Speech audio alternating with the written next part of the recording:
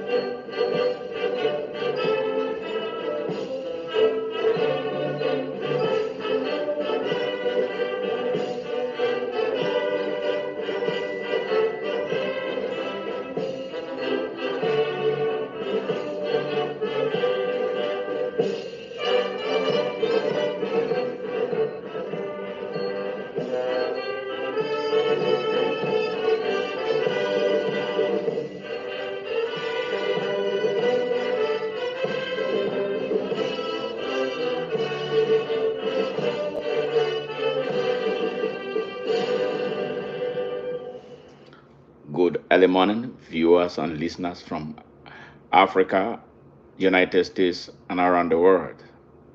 How are you all doing? That was Kenya's national anthem. I want to just make an broadcast an update on the state of Kenyan rebellion, young people's rebellion in Kenya that is going on. I want to advise the young Kenyans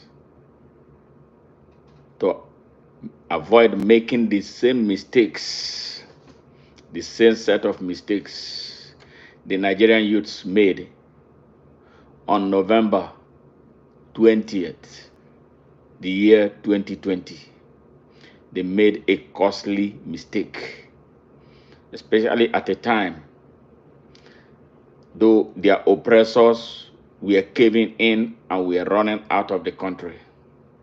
Kenyan youths, you must not make that same mistake. If you make that mistake, you will regret it. Your action so far that has gained global accolades for what you guys did to send a clear message to bad leaders across Africa. Let me commend you for the great feat that you achieved. You are halfway done. This is not a moment for you to stop because I see what is taking place right now in your country. African leaders, the wicked African leaders, they are very, very dangerous. You don't give them a minute to regroup because when they regroup, they are going to come after all of you and they will exterminate all of you, except some of you have the means to flee the country. You have driven a revolution, an exemplary revolution. The whole of Africa is standing up for you, especially for your discipline. Yes, and your business like approach to getting the job done. So, this is not a moment to relax. I saw Ruto in a broadcast yesterday. I saw the kind of confidence he's exuding. He's behaving as if nothing has actually happened in Kenya. He's dismissing the number of people already massacred by his savage security forces. Typical of African leaders. The security forces who live below poverty line. Some of them live in thatch houses. A lot of them live in slums. Yes. The way they are trained, they train them to be like they are from another planet. You, they versus you. It's like they are fighting a battle for their alien country in your own countries. And this is what we must do to put them under control and retrain them because they don't understand what the damage that they are doing to even themselves and their children. Once they are commanded, they are zombies. They will go on killing sprees, kill their brothers and sisters. So please, Kenyan youths, press on until all your demands are met. I was hearing you say Ruto must go. Are you coming down on that demand?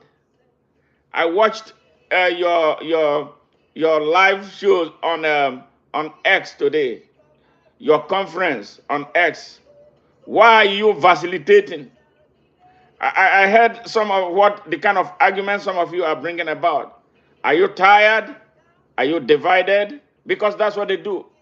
They will find a way to break into your ranks, poison it, and before you know it, you who were together yesterday fighting a common cause will be fighting against one another. They will inject tribe. They will inject religion into it. Watch out what is going to take place in the next few days unless you recalibrate yourself against the worst. They have made so many arrests so far.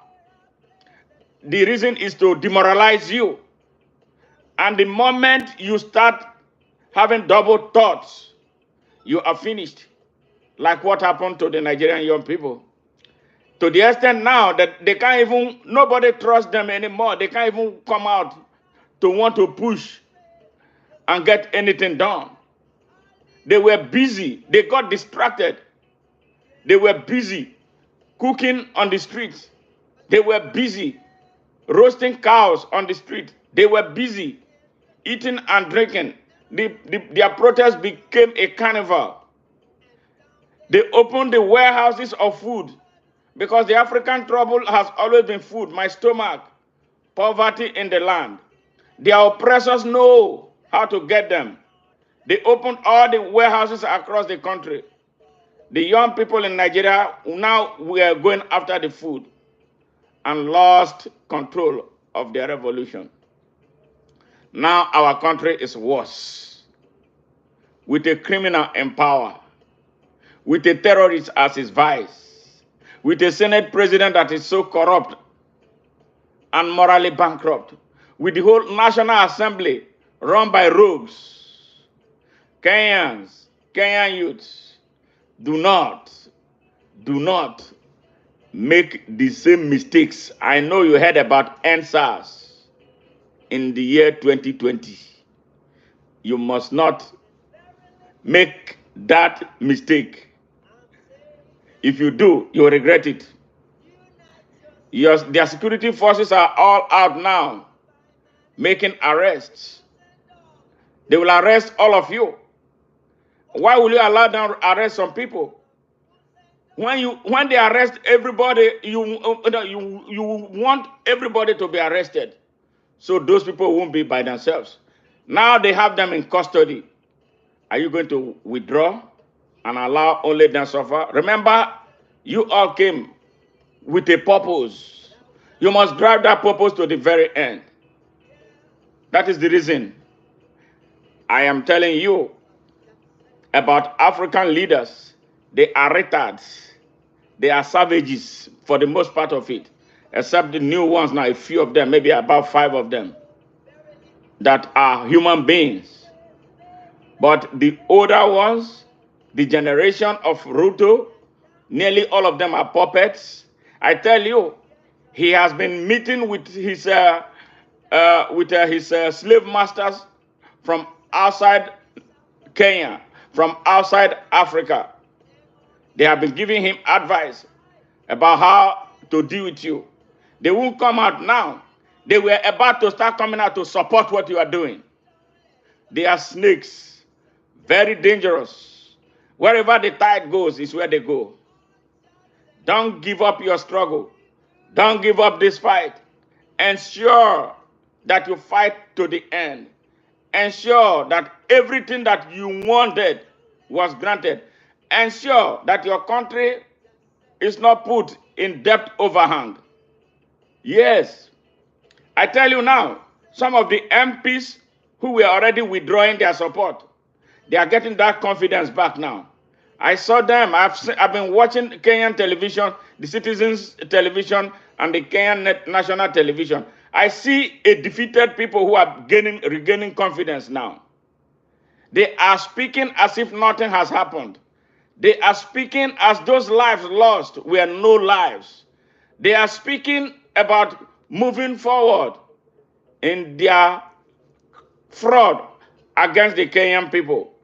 So you young people in Kenya, you who have been at the forefront of this struggle, you must not vacillate. You must not be afraid. You must come together with a brand new set of energy to push this struggle to the end so your country can be liberated, so you become light to the whole of Africa.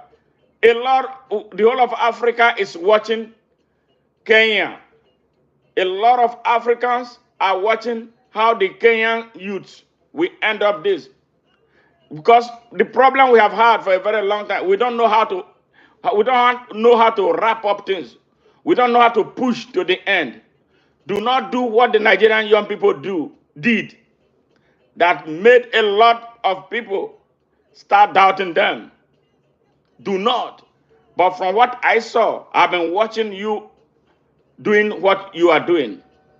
I did not see any reason why you should not be trusted. I've been seeing the seriousness with which you have been conducting yourselves. I have seen that you were not paid to do what you were doing. You came out for the love of country. And that love of country must push you to the end of this journey. Don't go back until everything you need, you are demanding, are met. Do not give Ruto and his gang of criminals the room to regroup, because their regrouping will be hell for you and for the people of Kenya. They will make sure that they decimate those who spearheaded what you are doing. And you will not like it. And when that happens, nobody will want to come and spearhead anything in Nigeria, in Kenya, just as we have it in Nigeria. The Nigerian one was a joke. Yes, I am a Nigerian. That is what I'm telling you. Wake up. Stand firm. Don't look back. I was so impressed with the speech made by one of you who told your parents to stay away from this, because it is not their generation who will suffer the consequences of the bad leadership that William Ruto represents. William Ruto was the one who took that bill to the National Assembly for them to deliberate on and pass. Now he's distancing himself. He wasn't part of it. His goons are coming out. They have taken all the spaces in the media in Kenya to articulate the need for Ruto to continue to run your country down.